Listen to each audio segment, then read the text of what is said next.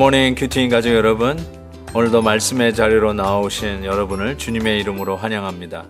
특별히 새벽을 깨우며 말씀으로 하루를 시작하시는 모든 분들께 주님의 평강이 함께 하시기를 기도합니다.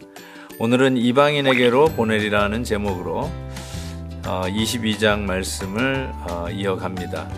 그 의미가 무엇인지, 사도 바울이 이방인으로 보내짐을 받은 것이 오늘 이 시대를 살아가는 우리들에게 어떤 의미가 있는지 깊이 묵상하며 오늘도 주님이 주시는 말씀에 충성스럽게 순종하며 살아가는 하루가 되기를 축복합니다. 오늘 말씀은 사도행전 22장 17절에서부터 29절까지입니다. 후에 내가 예루살렘으로 돌아와서 성전에서 기도할 때에 황홀한 중에 봄에 주께서 내게 말씀하시되 속히 예루살렘에서 나가라. 그들은 내가 내게 대하여 증언하는 말을 듣지 아니하리라 하시거늘 내가 말하기를 주님 내가 주를 믿는 사람들을 가두고 또 각 회당에서 때리고 또 주의 증인 스데반이 피를 흘릴 때에 내가 곁에 서서 찬성하고 그 죽이는 사람들의 옷을 지킨 줄 그들도 아나이다. 나더러 또 이르시되 떠나가라. 내가 너를 멀리 이방인에게로 보내리라 하셨느니라. 이 말하는 것까지 그들이 듣다가 소리질러 이르되 이러한 자는 세상에서 없애버리자.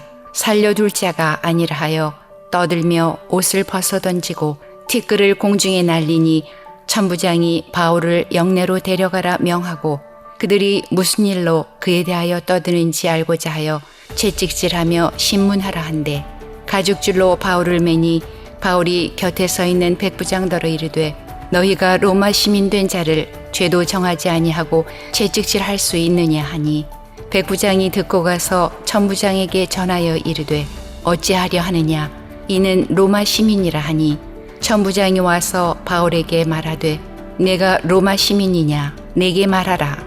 이르되 그러하다. 천부장이 대답하되 나는 돈을 많이 들여 이 시민권을 얻었노라. 바울이 이르되 나는 나면서부터라 하니 신문하려던 사람들이 곧 그에게서 물러가고 천부장도 그가 로마 시민인 줄 알고 또 그 결박한 것 때문에 두려워하니라.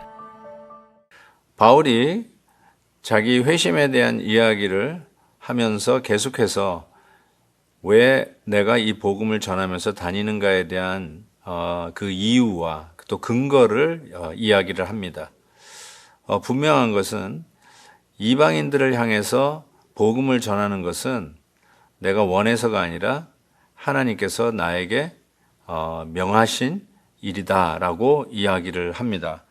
오늘 말씀해 보니까 21절 보세요. 나더러 이르시되 떠나가라. 내가 너를 멀리 이방인에게로 보내리라 하셨느니라 라고 이야기를 합니다.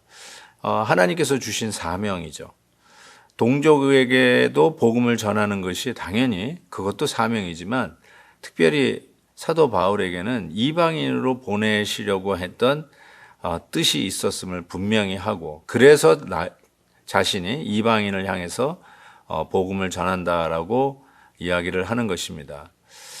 저는 이 말에 저들은 너무너무나 놀래고 아니 사리가 가득해서 뭐라고 얘기합니까? 22절 끝쪽에 보니까 이러한 자는 세상에서 없애버리자 살려둘 자가 아니라 라고 이야기를 합니다. 이 무슨 험악한 조폭 영화도 아니고 어떻게 하나님의 나를 이방인에게 보낸다는 이야기를 듣고 유대인들이 저렇게 흥분하며 사도 바울을 잡아 죽이려고까지 할까요? 도대체 이게 무슨 뭐가 그렇게 대단하다고 사도 바울을 죽이기까지 하려고 했을까라는 생각을 해봅니다. 첫 번째로는 이방인으로 나아가는 것이 왜 유대인들에게는 그렇게 힘이 드는 것이었을까라는 생각을 해보는데 저는 유대인들이 하나님의 말씀을 깊이 묵상하지 않아서 하나님의 말씀을 몰라서 그랬다고 생각합니다. 하나님께서는 이미 이스라엘 백성들을 구별하셔서 소위 chosen people, 선택받은 백성이라고 하지 않습니까? 그 선민 의식이 아직도 아주 지대합니다. 그렇지만 그들을 선택했다는 말은 이방 사람들을 하나님이 버렸다는 의미는 아니거든요. 오히려 그들을 선택했다는 말은 이방을 향해서 나아가는 어떤 통로의 역할, 에이전시의 역할을 하도록 하나님께서 이스라엘 백성들을 구별하셨다는 뜻이거든요. 이사야 42장 6절에 보면 너를 세워, 이스라엘 백성들을 세워 이방의 빛이 되게 하리라 라고 분명히 말씀하고 계시죠. 또 이사야 49장 6절에 보면 너를 이방의 빛으로 삼아 나의 구원을 베풀어서 땅끝까지 이르게 하리라 라고 말씀을 하셨습니다. 이 명령을 받은 이스라엘 백성들은 당연히 이 복음을 이방을 향해서 전해야 되는데 이 말씀을 깨닫지 못하고 아니면 망각하고 오히려 우리만 복을 받고 우리만 거룩하고 우리만 하나님의 자녀라고 이야기하는 것은 이거야말로 아집이고 자기 욕심이고 또 아주 이기적인 모습이죠.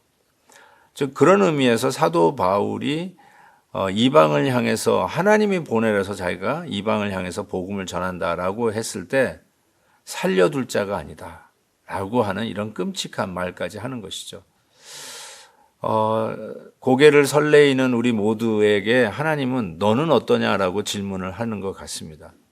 우리도 저 사람과 내가 조금만 다르면 금을 긋는 습관들이 우리에게 있지는 않은지요. 나이로 나누고 기득권 때문에 혹은 당을 짓고 너와 내가 다르다 하고 어쨌든 내가 좀 더 유익한 것이 있으면 너와 나는 다르다 해가지고 금을 긋는 성향이 우리에게 얼마나 많이 있습니까? 혹시 그것이 교회라고 하는 이 공동체, 그리스도 예수 안에서는 남녀노소가 없다라고 하지 않습니까? 다 평등하다. 주 안에서 한 형제와 자매라고 그러는데 조금만 내가 더 가진 것이 있으면 하루라도 우리 교회에 먼저 등록했으면 예를 들면 아니면 내가 지금 섬기는 교회에서 공로가 적지 않다. 여러 가지로 나름대로 가지고 있는 것을 가지고 너와 나는 다르다고 금을 긋고 차별화하고 그런 모습들이 혹시나 우리에게 있지는 않은지요.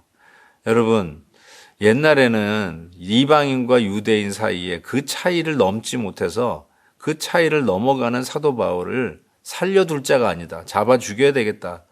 그래서 40여 명이나 금식하면서 사도 바울을 죽이지 않으면 내가 밥을 먹지 않겠다고 하는 암살단도 있었지 않습니까?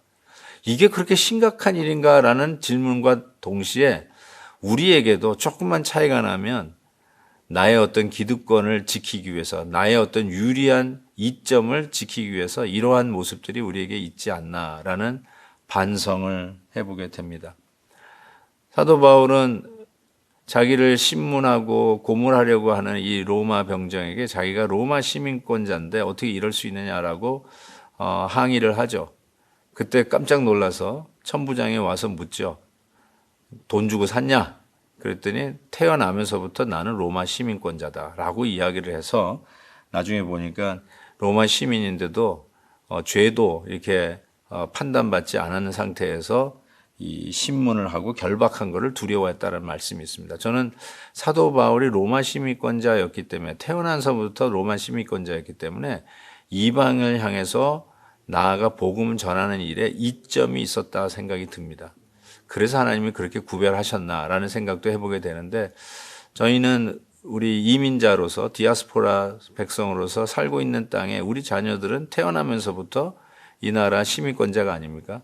어쩌면 그들은 이 복음의 역분으로 하나님이 이미 구별하신 자들이다. 우리의 다음 세대들은 미션 마인드 돼야 되고 선교적인 생각을 가지고 땅끝을 향해 섬겨야 하는 자로 하나님께서 구별한 자다라고 생각해도 틀리지 않다라는 생각합니다. 우리 자녀들에게 우리 다음 세대들에게 시민권을 얻은 자들은 복음을 위해서 하나님이 주신 선물인 것을 믿고 10분 여러분의 그 사회적인 신분을 복음을 위해서 활용할 수 있기를 바랍니다. 하나님 아버지 감사합니다. 오늘도 말씀을 통해서 우리의 죄성을 봅니다. 또한 내가 가진 것은 복음을 위한 일이라는 것을 다시 한번 깨닫습니다. 주님 선하게 복음 증거를 위해서 선교적인 사명을 위해서 사용하도록 도와주옵소서. 예수님의 이름으로 기도하옵나이다. 아멘. 내일 또 뵙겠습니다. 오늘도 김한유 목사님의 아침 영상 메시지를 시청해 주셔서 감사합니다. 큐티인 교재는 www.qtin.org에서 구매 가능하며 자세한 사항은 큐티인 홈페이지를 참고해 주시기 바랍니다.